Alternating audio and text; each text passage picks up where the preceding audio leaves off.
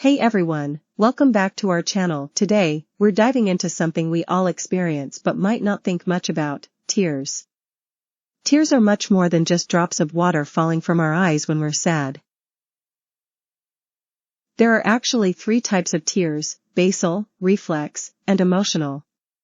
Basal tears are always in our eyes, keeping them lubricated and protected from dust and debris. They form a thin film that helps keep our vision clear. Reflex tears are produced in response to irritants like smoke, onions, or even bright light. They help to flush out these irritants and protect the eye.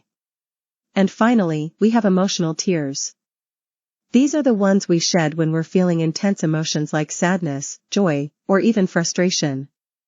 But what's really interesting is that emotional tears are chemically different from the other types. They contain more proteins and hormones, like prolactin and leucine-enkephalin, which can help reduce pain. Crying emotional tears can actually be good for us. They can help to relieve stress, process grief, and even improve our mood. Here are some fun facts about tears. Did you know that women tend to cry more than men? On average, women cry about 30 to 64 times a year, while men cry about 6 to 17 times.